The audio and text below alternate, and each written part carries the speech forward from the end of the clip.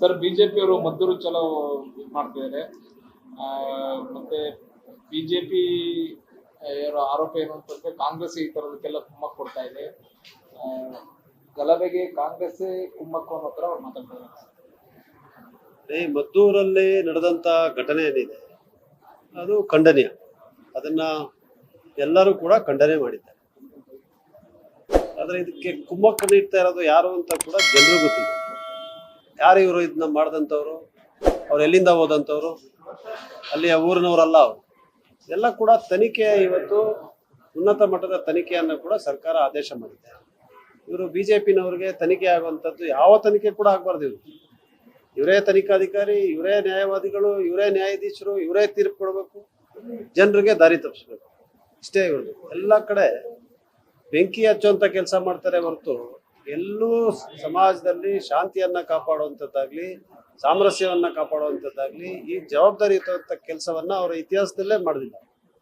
ಇಲ್ಲೂ ಕೂಡ ಕಾಯ್ತಾ ಇದ್ದಾರೆ, ಒಳ್ಳೆ ಹದ್ದುಗಳ ತರ ಕಾಯ್ತಾ ಇರ್ತಾರೆ. ಇಂಥದ್ದಾದಾಗ ಘಟನೆಗಳು ಅಲ್ಲಿ ಹೋಗಿ ಇನ್ನಷ್ಟು ಬೆಂಕಿ ಹಚ್ಚುವಂಥದ್ದು ಮತ್ತು ಕೋಮು ಭಾವನೆಗಳನ್ನ ಅಳಿಸುವಂಥದ್ದು, ದೇಶವನ್ನ ಅಳಿಸುವಂಥದ್ದು, ಸಮಾಜದಲ್ಲಿ ಒಡಕನ್ನ ನಿರ್ಮಾಣ ಮಾಡುವಂಥದ್ದು ಇವರ ಪ್ರವೃತ್ತಿ ಆಗಿದೆ.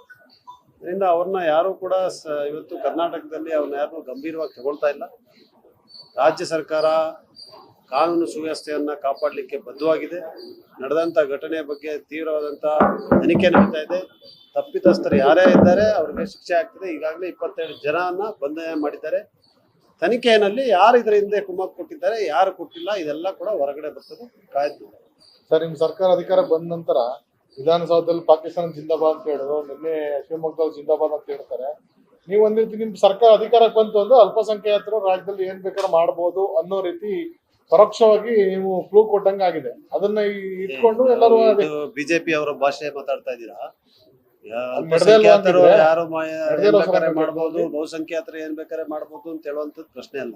ಯಾರೇ ಇರ್ಬೋದು, ಬಹುಸಂಖ್ಯಾತರು ಇರ್ಬೋದು, ಅಲ್ಪಸಂಖ್ಯಾತರು ಇರ್ಬೋದು, ಹಿಂದುಳಿದ ವರ್ಗದವ್ರು ಇರ್ಬೋದು, ದಲಿತರು ಇರ್ಬೋದು, ಎಲ್ಲರಿಗೂ ಕೂಡ ಈ ದೇಶದ ಸಂವಿಧಾನ ಮತ್ತು ಕಾನೂನು ಅನ್ವಯ ಆಗುತ್ತದೆ. ಎಲ್ಲರೂ ಕೂಡ ಕಾನೂನು ನಡಿನಲ್ಲಿ ಕಾನೂನು ಬದ್ಧವಾಗಿ ನಡ್ಕೋಬೇಕು.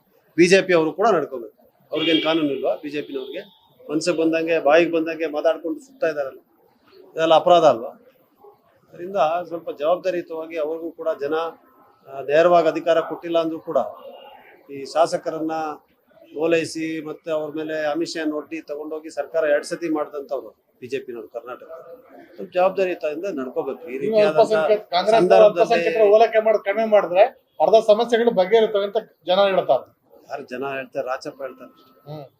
ಸರಿ, ವಿಜೇಂದ್ರ ಆಗ್ರಹ ಮಾಡ್ತಿದ್ದಾರೆ, ಇದು ನ್ಯಾಯಾಂಗ ತನಿಖೆ ಆಗ್ಬೇಕು. ನೋಡಿ, FIR ದಾಖಲೆ ಆಗಿದೆ.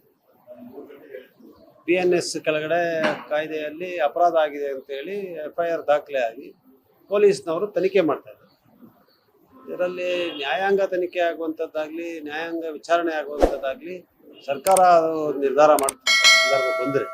ಆದರೆ ಇವತ್ತು ಬಹಳ ಮುಖ್ಯವಾದಂಥ ವಿಚಾರ ಏನಂತ ಹೇಳಿದ್ರೆ, ಮತ್ತೆ ಅಲ್ಲಿ ಶಾಂತಿಯನ್ನ ನೆಲೆ ಮಾಡಿಸುವಂಥದ್ದು ಮತ್ತು ಯಾರು ಇದಕ್ಕೆ ನೇರವಾಗಿ ಹೊಣೆಗಾರಿಕೆ ಇದ್ದಾರೆ, ಯಾರು ಅಪರಾಧಿಗಳಿದ್ದಾರೆ, ಅವ್ರನ್ನ ಗುರುತಿಸಿ ಅವ್ರನ್ನ ಬಂಧನಗೊಳಗೆ ಮಾಡಿ ಅವ್ರಿಗೆ ಶಿಕ್ಷೆ ಕೊಡುವಂಥದ್ದು ಆ ಕೆಲಸ ಸರ್ಕಾರ ಮತ್ತು ಪೊಲೀಸ್ ಇಲಾಖೆ ಮಾಡ್ತಾರೆ. ನ್ಯಾಯಾಂಗ ತನಿಖೆ ಅವಶ್ಯಕತೆ ಇಲ್ಲ. ಈಗ ಇನ್ನ ಸಂದರ್ಭ ಬಂದಿಲ್ಲ. ಈಗ ತಕ್ಷಣಕ್ಕೆ ಬೇಕಾಗಿರುವಂತ ಕ್ರಮವನ್ನ ಸರ್ಕಾರ ಮತ್ತೆ ಪೊಲೀಸ್ ಇಲಾಖೆ ತಗೊಂಡಿದೆ. ಲೇಟೆಸ್ಟ್ ಹಾಗೂ ಇಂಟ್ರೆಸ್ಟಿಂಗ್ ಸುದ್ದಿಗಳಿಗಾಗಿ ಬಾಸ್ ಟಿವಿ ಕನ್ನಡ ಚಾನೆಲ್ನ ಸಬ್ಸ್ಕ್ರೈಬ್ ಮಾಡಿ. ಹಾಗೆಯೇ ಬೆಲ್ ಐಕಾನ್ ಪ್ರೆಸ್ ಮಾಡಿ. ಇದರ ಜೊತೆಗೆ ಫೇಸ್ಬುಕ್, ಇನ್ಸ್ಟಾಗ್ರಾಮ್, ಎಕ್ಸ್ ನಲ್ಲೂ ಮಿಸ್ ಮಾಡದೆ ಫಾಲೋ ಮಾಡಿ.